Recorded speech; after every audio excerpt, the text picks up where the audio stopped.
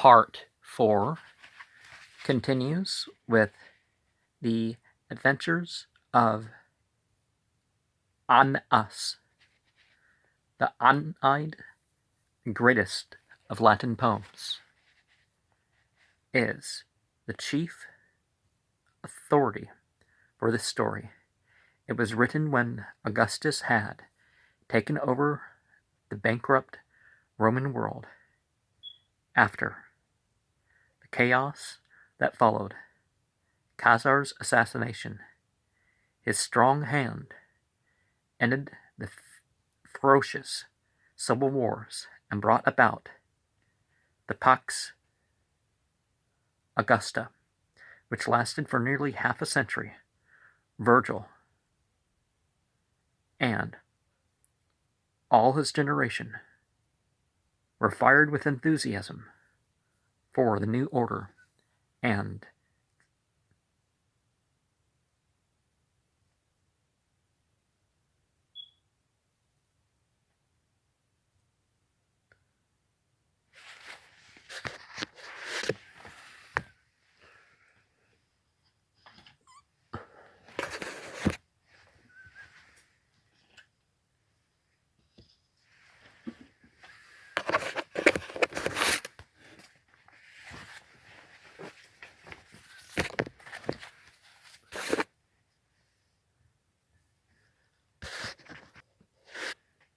the Aeneid was written to exalt the empire, to provide a great national hero and a founder for the race destined to hold the world beneath its rule.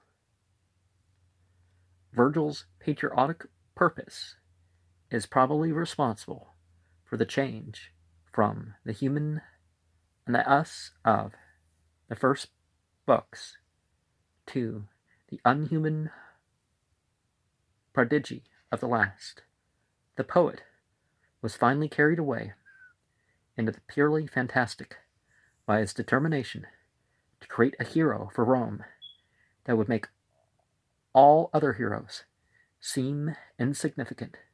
The tendency to exaggerate was a Roman trait. The Latin names of the entities are, of course, used, and the Latin forms in the case of any personage who has a Latin as well as a Greek name. Ulysses, for instance, is Latin for Odysseus. And so the guy with the plume holding the spear and his shield's kind of interesting because it's not like square or round, it's like kind of, and it's symmetrical, so has these sort of knobs and has a design. Maybe we'll hear more about the design elsewhere. Part 1, From Troy to Italy. Aeneas, the son of Venus, was among the most famous of the heroes who fought the Trojan War. On the Trojan side, he was second only to Hector. When the Greeks captured Troy, he was able, with his mother's help, to escape from the city with his father and his little son, and to sail away to a new home. After long wanderings and many trials on land and sea, he reached Italy, where he defeated those who opposed his entering the country, married the daughter of a powerful king, and founded a city. He was always held to be the real founder of Rome because Romulus and Remus, the actual founders, were born in the city his son built, in Alba Longa, where he set sail from Troy. When he set sail from Troy, many Trojans had joined him. All were eager to find somewhere to settle, but no one had any clear idea where that should be. Several times they started to build a city, but they were always driven away by misfortunes or bad omens. Well, some omens are actual signs of physical things, some things are just interpreted as such. At last, Aeneas was told in a dream that the place destined for them was a country far away to the west, Italy, in those days called Hesperia, the western country. They were then on the island of Crete, and although the promised land was distant by a long voyage over unknown seas, they were thankful for the assurance that they would, some day, have their own home, and they started at once on the journey. Before they reached their destined haven, however, a long time passed, and much happened which, if they had known beforehand, might have checked their eagerness. Although the Argonauts had sailed from Greece and Aeneas's company were westward bound from Crete, the Trojans came upon the Harpies just as Jason and his men had done. The Greek heroes had been bolder, however, or else better swordsmen. They were on the point of killing the horrid creatures when Eris intervened, but the Trojans were driven away from them and forced to put out to sea to escape them. At their next landing place, they met to their amazement Hector's wife, Andromache. When Troy fell, she had been given to Neoptolemus, sometimes called Pyrrhus, Achilles' son, the man who had killed old Priam at the altar. He soon abandoned her for Hermione, Helen's daughter, but he did not long survive this marriage, and after his death, Andromache married the Trojan prophet, Helenus. They were now ruling the country, and of course were rejoiced to welcome Aeneas and his men. They entertained them with the utmost hospitality, and before they bade them farewell, Helenus gave them useful advice about their journey. They must not land on the nearest coast of Italy, the east coast, he told them, because it was full of Greeks. Their destined home was on the west coast, somewhat to the north. They must by no means take the shortest way and go up between Sicily and Italy. In those waters was that most perilous strait, guarded by Scylla and Charybdis, which the Argonauts had succeeded in passing only because Thetis helped them, and where Ulysses had lost 6 of his men. It is not clear how the Argonauts, on their way from Asia to Greece, got to the west coast of Italy, nor, for that matter, how Ulysses did either. But, at any rate, there was no doubt that Helenus' mind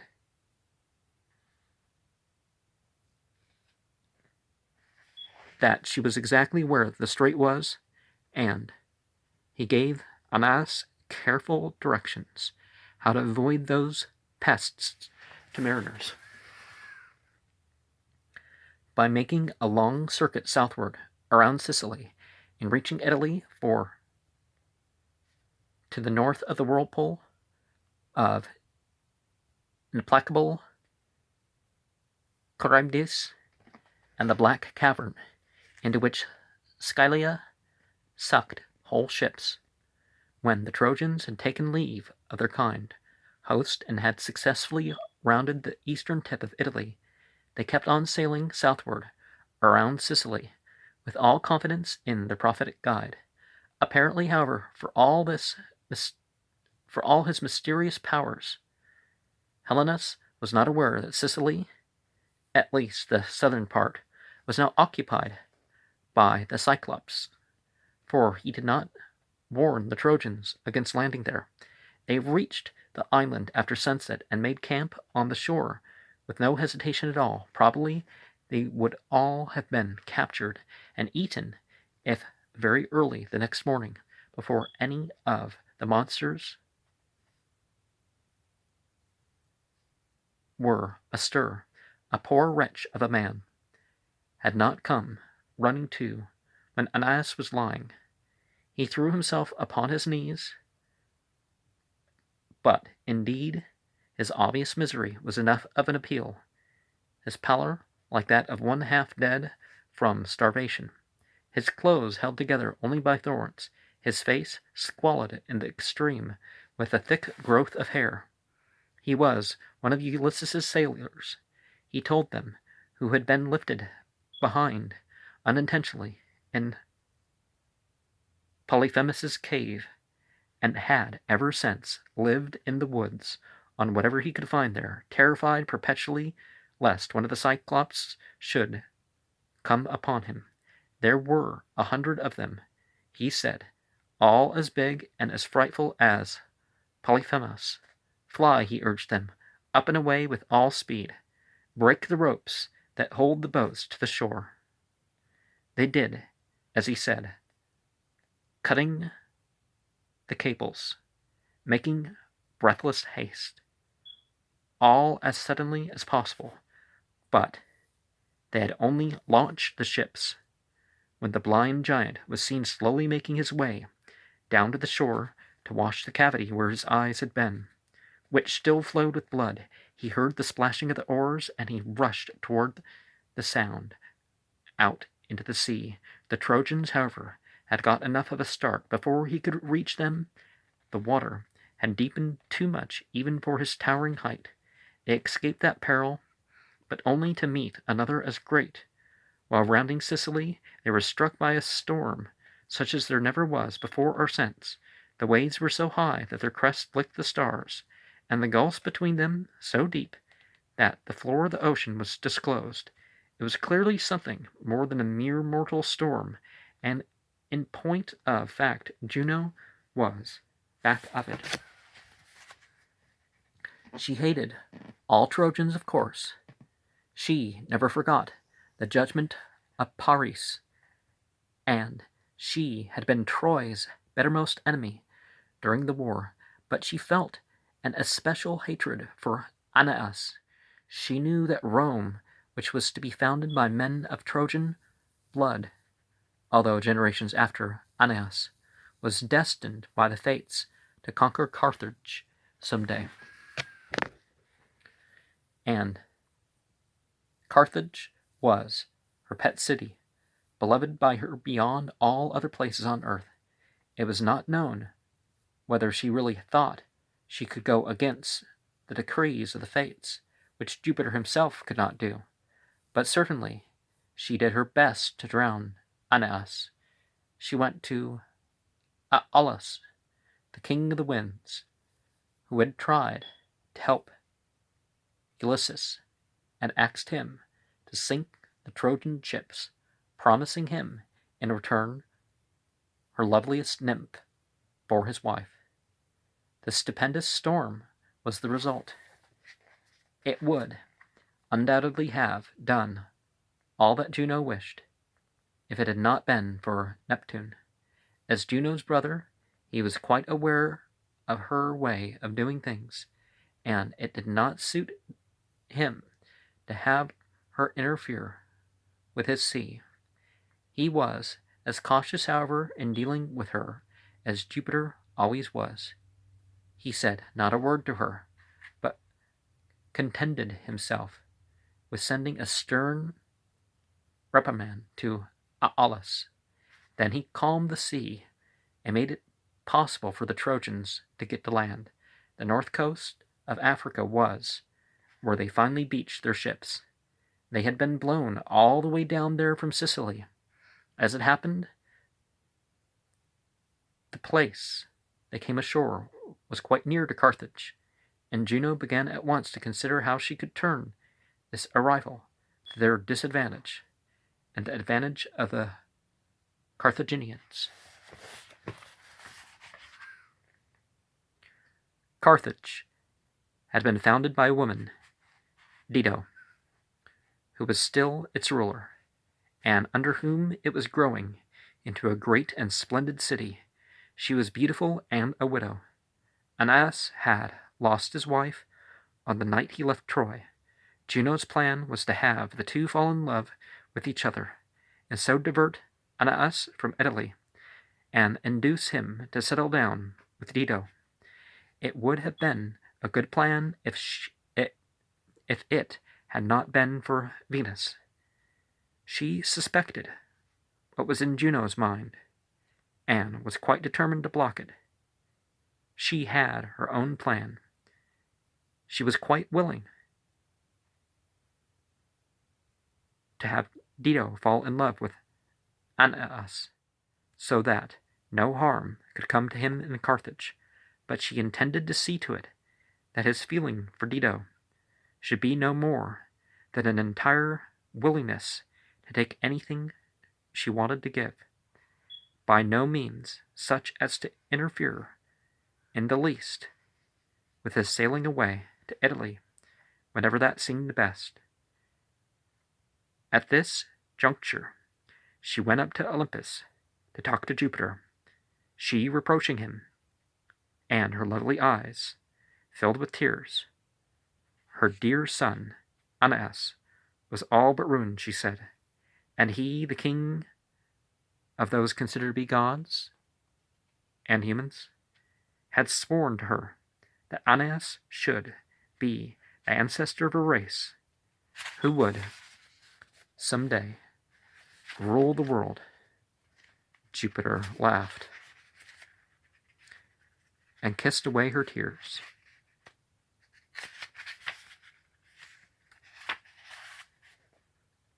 He told her that what he had promised would surely come to pass. Aeneas' descendants would be the Romans, to whom the fates had decreed a boundless and endless empire. Notice how when we have the so-called gods divided, that you have this sort of thing that they naturally, instead of Tawhid, you have the different aspects attributed to divinity kind of fighting each other. And obviously the prophecy about the endless empire came to naught. Well, I mean, it came to a lot, but it, eventually ended. Well, okay, well, it wasn't an endless empire, but, so that's not,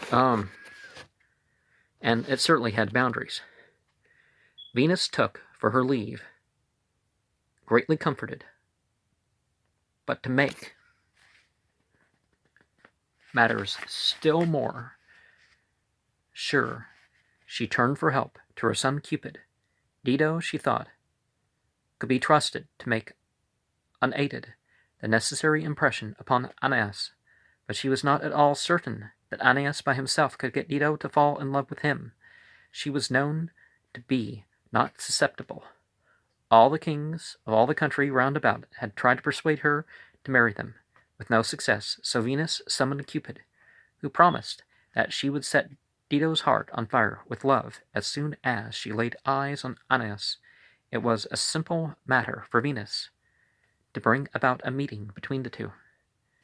The morning after they had landed, Aeneas, with his friend, the faithful Aeneas, left his wretched shipwrecked followers to try to find out what part of the world they were in. He spoke cheering words to them before he started. Comrades, you and I have had long acquaintance with sorrow. Evils still worse we have known. These also will end. Call back courage. Send away gloomy fear, perhaps some day to remember. This trouble, too, will bring pleasure. As the two heroes explored the strange country, Venus, disguised as a huntress, appeared to them. She told them where they were, and advised them to go straight to Carthage, whose queen would surely help them. Greatly reassured, they took the path Venus pointed out, protected, although they did not know it, by a thick mist she wrapped around them. So they reached the city without interference and walked unnoticed through the busy streets. Before a great temple, they paused, wondering how they could get to the queen, and there new hope came to them. As they gazed at the splendid building, they saw marvelously carved upon the walls the battles around Troy, in which they themselves had taken part. They saw the likeness of their foes and their friends, the sons of Atreus, old Priam stretching out his hand to Achilles, the dead Hector. I take courage, Aeneas said.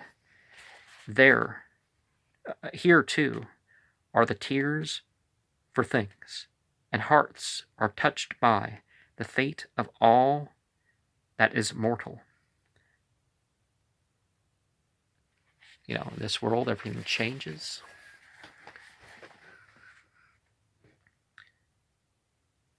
At that moment, Dido, lovely as Diana herself, approached with a great train of attendants.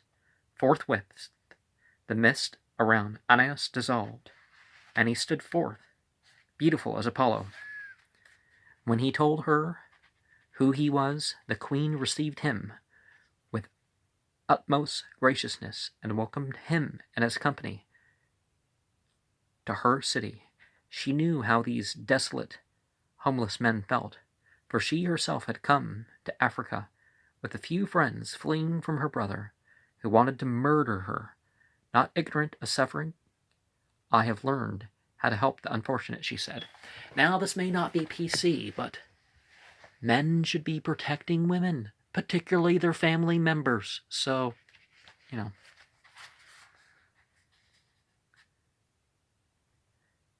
She gave a splendid banquet for the strangers that night, at which Aeneas told their story, the fall of Troy first, and then their long journey. He spoke admirably and eloquently, and perhaps Dido would have succumbed to such heroism and such beautiful language, even if there had been no one to be considered a god in case, but it was Cupid who was there, and she had no choice. For a time she was happy. Aeneas seemed devoted to her, and she, for her part, lavished everything she had on him.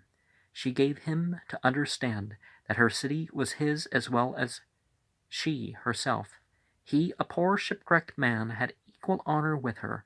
She made the Carthaginians treat him as if he too were their ruler. His companions as well were distinguished by her favor. She could not do enough for them. In all this she wanted only to give. She asked nothing for herself except Aeneas's love. On his side he received what her generosity bestowed with great contentment. He lived at his ease with a beautiful woman and a powerful queen to love him and provide everything for him and arrange hunting parties for his amusement, and not only permit him but beg him to tell over and over again the tale of his adventures. It is small wonder that the idea of setting sail for an unknown land grew less and less attractive to him. Juno was very well satisfied with the way things were going, but even so, Venus was quite undisturbed. She understood Jupiter better than his wife did. She was sure that he would make Aeneas and end go to Italy, and that this little interlude with Dido would not be in the least to her son's discredit. She was quite right. Jupiter was very effective. When he once roused himself, he dispatched Mercury to Carthage with a stinging message for Aeneas. The entity found the hero walking about, dressed to admiration, with a superb sword at his side, studded with jasper, and over his shoulders a beautiful cloak of purple, inwrought with thread of gold. Both Dido's presents, of course, the latter indeed the work of her own hands. Suddenly this elegant gentleman was startled out of his state of indolent contentment. Stern words sounded in his ears. How long are you going to waste time here in idle luxury? a severe voice asked. He turned, and Mercury, visibly, the entity stood before him. The ruler of heaven himself has sent me to you, he said. He bids you depart and seek the kingdom, which is your destiny. With that, he vanished, as a wreath of mist dissolved into the air, leaving Aeneas's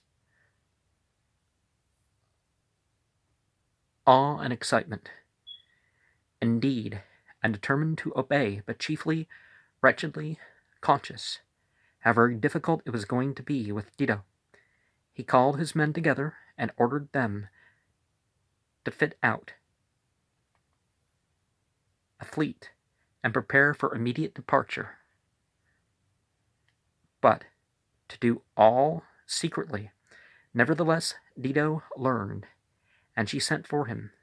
She was very gentle with him at first. She could not believe that he really meant to leave her. Is it from me you would fly? She asked. Let these tears plead for me. This hand I gave to you. If I have in any way deserved well of you, if anything of mine was ever sweet to you. He answered that he was not the man to deny that she had done well by him, and that he would never forget her.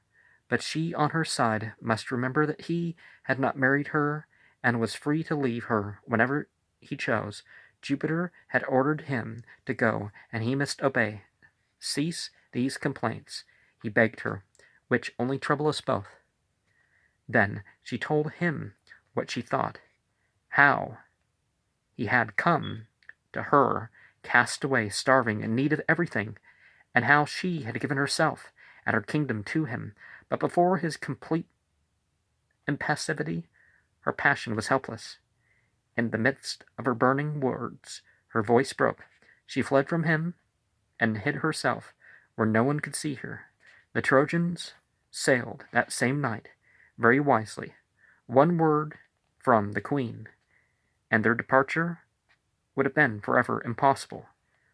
On shipboard, looking back at the walls of Carthage, Aeneas saw them illumined by a great fire. He watched the flames leap up and slowly die down, and he wondered what was the cause.